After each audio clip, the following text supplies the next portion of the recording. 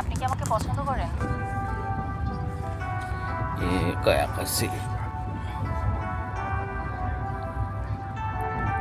আসসালামু আলাইকুম হুজুর। ওয়ালাইকুম আসসালাম ওয়া রাহমাতুল্লাহ। সত্যি আপনি একজন অত্যন্ত ভালো পরহেজগার একজন মানুষ।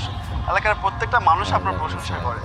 আর আপনি এত ভালো কোরআন তেলাওয়াত করতে পারেন যার জন্য এলাকার প্রত্যেকটা মুসল্লি আপনার সুমধুর কণ্ঠের কোরআন তেলাওয়াত শোনার জন্য মসজিদে গিয়ে 5 ওয়াক্ত নামাজ পড়ে। সবকিছুই মহান আল্লাহ তাআলার মেহেরবানি। আসসালামু আলাইকুম হুজুর, কেমন আছেন? আলহামদুলিল্লাহ, আমি ভালো আছি। হুজুর, কিছু যদি মনে না করেন তাহলে আজকে রাতের খাবারটা আমার বাসায় আপনি বসিয়ে দিন। আপনার দাওয়াত রইল। আলহামদুলিল্লাহ, আমি আপনার দাওয়াত কবুল করলাম। আসসালামু আলাইকুম। ওয়ালাইকুম। ঠিক আছে হুজুর, আল্লাহ আপনার ভালো করুক। ভালো থাকবেন, পরে দেখা হবে।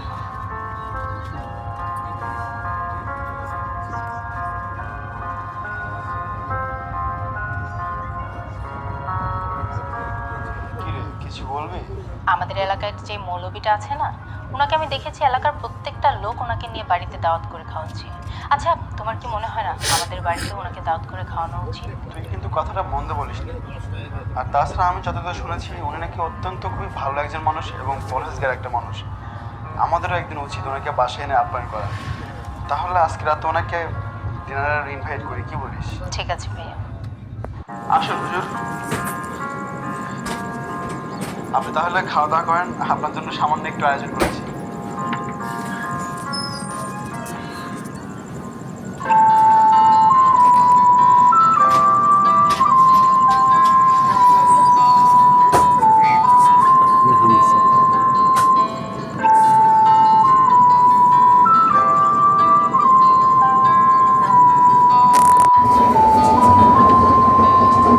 আলহামদুলিল্লাহ, আল্লাহ পাক আপনার পরে আমার রিজিক লিখেছিলেন, তাই এত সুস্বাদু খাবার আমি খেয়েছি।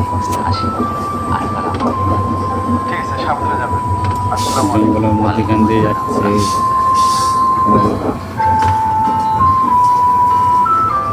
সাইডে জঙ্গল। এত বড় একজন আলেম সাহেব, এই সামান্য কয়েকটা টাকার লোক সামলাতে পারবো না? টাকাটা কাউকে না বলে নিয়ে চলে গেল। ভাইয়ের সাথে এই বিষয়ে কথা বলি।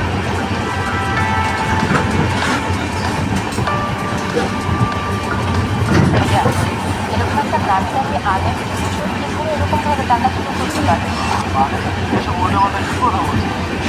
অন্য টাকা শুরু করতে হবে, আর উনি অনেক সম্মানীয় একজন মানুষ। তোর কোথাও ভুল হচ্ছে। ভাইয়া, আমি ঠিকই বলছি।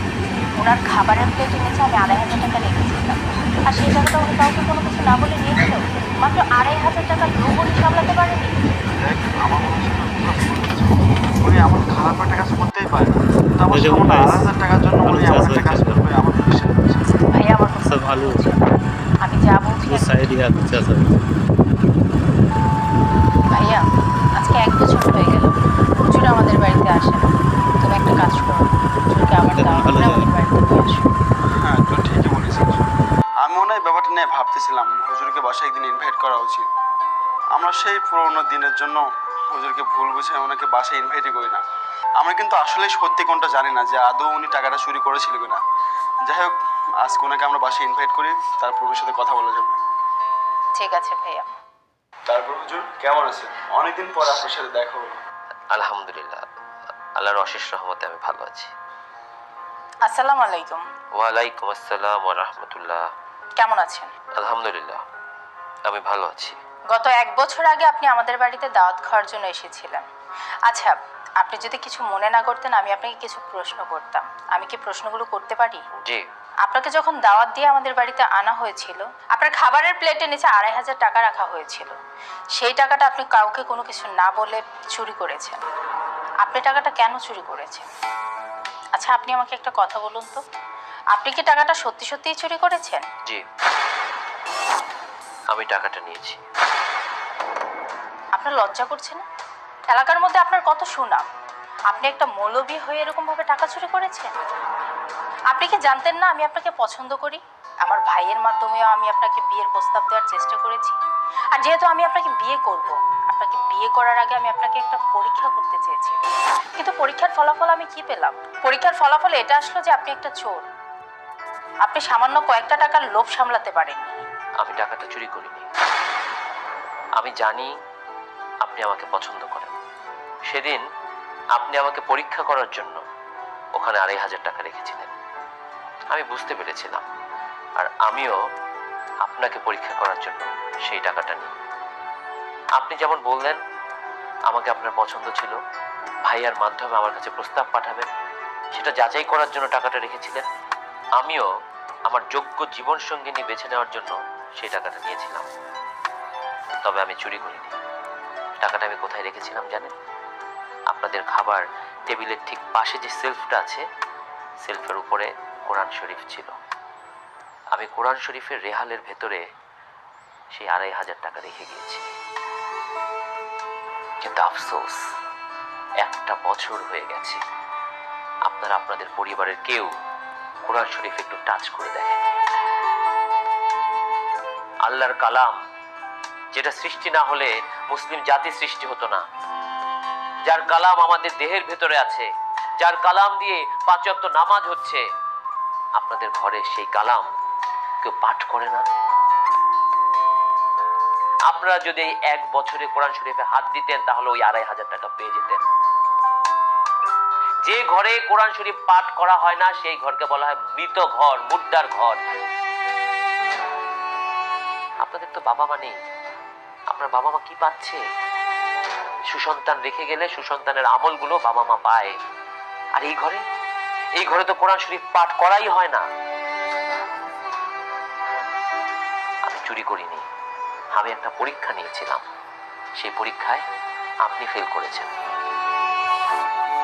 শুধু আপনি নয়, অসংখ্য পরিবার আছে, অসংখ্য ঘর আছে যে ঘরে কোরআন শরীফটা আমাদের একদম উঁচুতে রেখে দেওয়া হয়। বছরে 1 বার ধরা হয় কিনা জানি না। আমাদের টিভি, ফ্রিজ, ফার্নিচার প্রতিদিন মোছা হয়, কিন্তু আমাদের কোরআন শরীফ পড়ে যায়। সেই ময়লাটা বছরে 1 বার কেউ পরিষ্কার করে। আপনি করবেন আমাকে নিয়ে। আর যে আমি যে আপনার দিকে তাকিয়ে আছি, এটা পাপ আমাদের দৃষ্টিতে, কিন্তু আমি না তাকিয়ে কথাগুলো বলতে পারলাম না। আপনি আমাকে ক্ষমা করবেন, আপনিও ক্ষমা করবেন। আমাদের কথা বড় ভুল হয়ে গেল হুজুর। এখন থেকে আমরা আল্লাহর দেখানো পথেই চলবো, আর আপনি আমাদেরকে যে কথাগুলো বলেছেন সেই কথাগুলো মেনে চলবো। আপনি আমাদেরকে ক্ষমা করবেন। জি হুজুর, আপনি আমাদের চোখ খুলে দিয়েছেন। আমরা আসলেই ইসলামের দিন থেকে অনেক দূরে চলে গিয়েছিলাম। আমরা আজকের পর থেকে বাসায় নিয়মিত সালাত আদায় করব এবং প্রত্যেক নামাজের শেষে কোরআন তিলাওয়াত করব। আল্লাহ আজকে আমার সাথে কথা বলতেই হবে। আজকে আমার সাথে কথা না